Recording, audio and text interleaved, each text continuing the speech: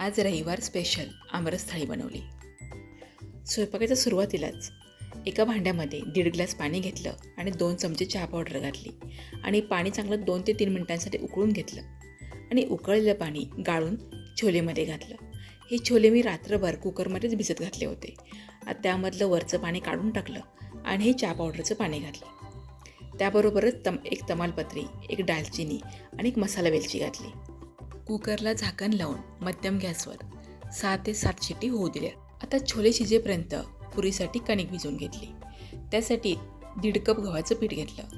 त्यामध्ये 2 चमचे रवा आणि 1 चमचा बेसन घातलं. त्याबरोबर चवीनुसार मीठ आणि छोटा अर्धा चमचा साखर घातली. हे सगळं छान मिसळून घेतलं आणि 2 चमचे कडक तेलाचं मोहन घातलं. आता हे मोहन पिठाला चांगलं चोळून घेतलं आणि थोडं थोडं पाणी घेऊन एकदम घट्टसर असं हे पीठ मळून घेतलं. आता हे पीठ झाकून बाजूला ठेवून दिलं आणि आमरस बनवायला घेतला. आमरस बनवण्यासाठी केशर आंबे घेतले आहेत. हे केशर आंबे पाण्यामध्ये 15 मिनिटं ठेवून दिले होते. आंबे थोडा वेळ पाण्यामध्ये ठेवल्यामुळे आंब्यातील उष्णता बऱ्यापैकी कमी होते.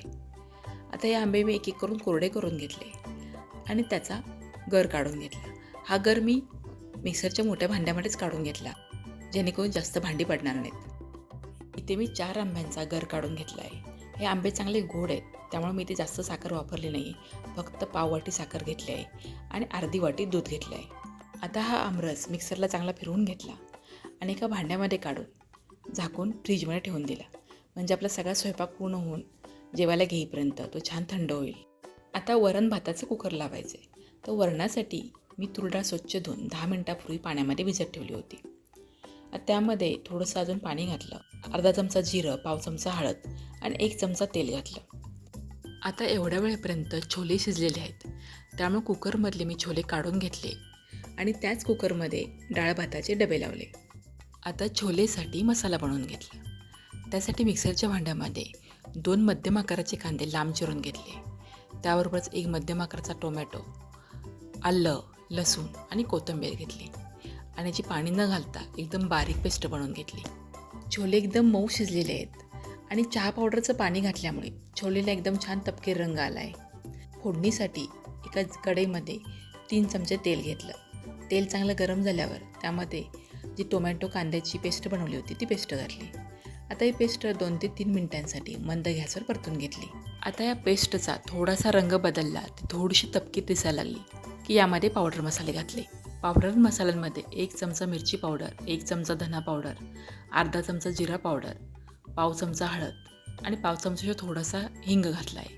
आता हे मसाले मंद गॅसवर 3 ते 4 मिनिटांसाठी छान परतून घेतले. जोपर्यंत त्याला कडेने तेल सुटत नाही तोपर्यंत हे परतून घेतले. मसाल्याला छान तेल सुटल्यावर यामध्ये शिजवलेले छोले मिसळले आणि त्याबरोबरच अर्धा ग्लास गरम पाणी घातलं.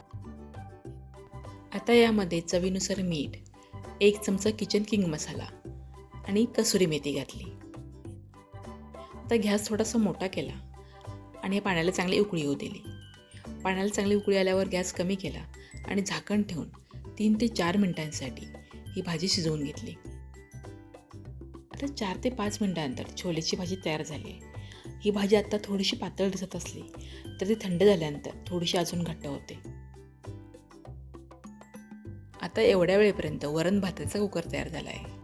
त्यामधली मी डाळ काढून घेतली आणि चमच्याने थोडीशी घोटून घेतली. डाळीमध्ये चवीनुसार मीठ घातलं आणि थोडंसं पाणी घालून हे वरण पातळ करून घेतलं आणि याला जिरं मोहरीची फोडणी देऊन घेतली.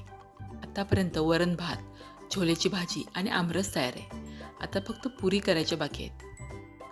पण पुऱ्या करण्यापूर्वी मी ओटा आवरून घेतला आणि जी काही भांडी पडली होती ती सगळी भांडी घासून घेतली. आता फक्त पुऱ्या बनवायच्या आहेत आणि तळण काढायचं आहे.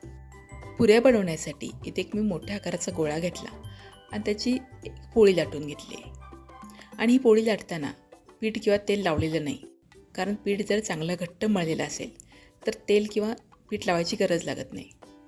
आता ही पोळी मी लाटून घेतली आणि डब्याच्या झाकणाच्या साहाय्याने याच्या पुऱ्या तयार करून घेतल्या आहेत. आता जेवढ्या पुऱ्या मला लागणार आहेत तेवढ्या सगळ्या पुऱ्या मी एकाच वेळी लाटून घेतल्या आहेत. पुरीचं पीठ जर घट्ट असेल तर पुऱ्या एकमेकाला चिकटत नाहीत. आता एका लोखंडी कढईमध्ये तेल घेतलं आणि तेल चांगलं गरम झाल्यावर त्यामध्ये पुरी सोडली. पुरीला लगेच हलवलं नाही. ती थोडा वेळ वरती येण्याची फुगण्याची वाट पाहिली आणि ती चांगली फुगल्यानंतरच ती उलटी करून दोन्ही बाजूनी चांगली खरपूस भाजून घेतली. पुरीच्या पिठामध्ये थोडीशी साखर घातल्यामुळे पुरीला असं छान रंग आला आहे.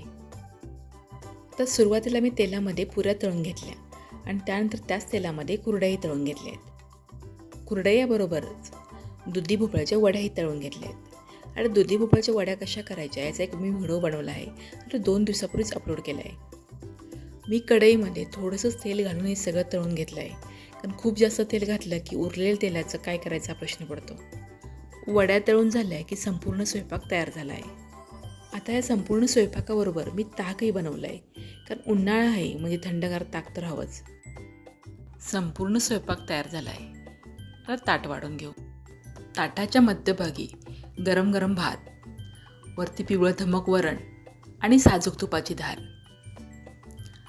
सोबतच मधुर थंडगार आमरस, चमचमीत छोलेची भाजी,